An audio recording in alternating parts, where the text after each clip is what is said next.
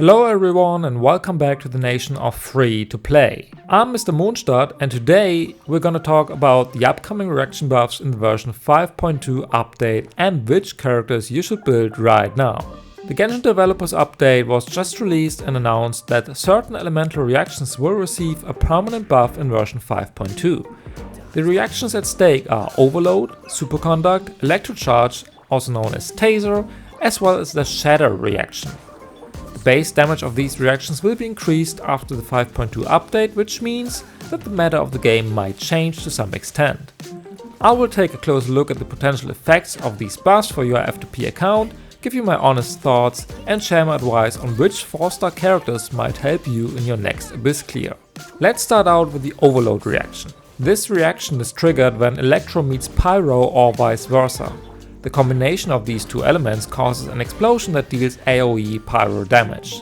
This can be effective against enemies with a shield like in the current Abyss. The multiplier for Overloaded will be increased, which means by playing the same team you will get more damage per rotation. Personally, I play Overload a lot, especially with my Raiden and my Chevrus, so I'm excited for this buff. So if you're struggling with Geo Shield opponents because you do not have Navia or Zhongli, I recommend running an Overload team, ideally with Chevrus. She's the first 4-star you should build for Overload, since she will buff your entire party as long as you only run Electro and Pyro. Try to give her 40k HP, the rest is not important. You don't need crit, maybe a bit of ER and that's it. I run her on a 3-star weapon, Black Tassel, with 166 talents. She's great at C6, but her basic kit is the same at C0, so if you have her on your account and didn't build her yet, now's the time to do so. Let's move on with the second reaction, Superconduct. When Cryo meets Electro, this reaction is triggered, dealing AoE cryo damage and decreasing the opponent's resistance to physical damage by 40% for 12 seconds. So far, I never played a dedicated Superconduct team, but I'm excited to try it out in version 5.2 since I have a lot of cryo characters and most of them are just collecting dust. Genshin had to do something about the cryo element and maybe this is just the start. I don't think this buff will solve all of Cryo's problems, but especially with Citlali around the corner, this could be a turning point. If you want to give Superconduct a shot, I would focus on characters like Charlotte, Kaya or even Layla on the Cryo side and Fischl and Beidou on the Electro side. Rosario is also an option, but I think she's more valuable in a melt team. Charlotte is a great healer and has especially good synergy with Farina. Her skill applies a solid amount of Cryo to the marked opponents and she is rather simple to build.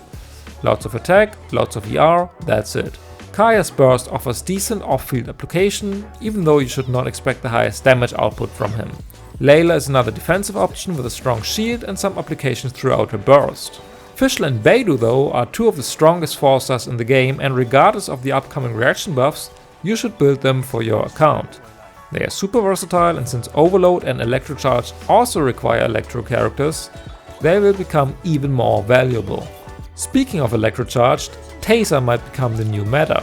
When Hydra and Electro are paired, this reaction will deal electro damage over time to the Electrocharged target and nearby opponents that are wet. Therefore, it is a great option for AoE scenarios and even though characters like Farina, Yelan, Raiden or Clarent are great options, you can also build a really strong 4-star Taser team. Fischl and Beidou are once again the secret 5-stars. If you can pair them with Xingqiu, you are pretty much good to go. His Hydra application is super strong and his damage reduction paired with Beidou's defensive utility allow you to play without a dedicated healer on the team. For the last slot, I recommend running Sucrose if possible. She will give you many swirls and shred elemental resistance with 4-piece Vivi. Since her normal attacks are also an emo, you can apply Hydra from Xingqiu's burst and swirl it at the same time. This team is already one of the strongest 4-star teams in the game and will become even stronger with the new buffs in 5.2. Also, Auroron is another promising Electro unit who could synergize very well in Taser teams. Last but not least, we have the Shatter reaction. This one is definitely the most niche reaction of the 4 and we will have to wait whether the buff will make it an actual option for Abyss. Shatter can be triggered against opponents that are frozen. If you have a blunt or geo attack, Shatter will deal extra physical damage to the enemy and remove the freeze aura.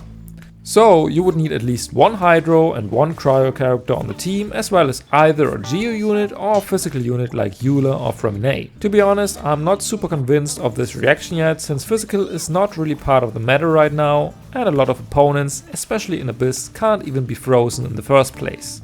So if you main a physical DPS, this is a huge W for you, but other than that, I wouldn't bet on Shatter for now. So to sum things up, 4 stars like Fischl, Beidou, Xingqiu, Sucrose, Charlotte and Chevrus are worth investing in anyway, while units like Kaya, Layla or Freminet will probably see an upgrade as well.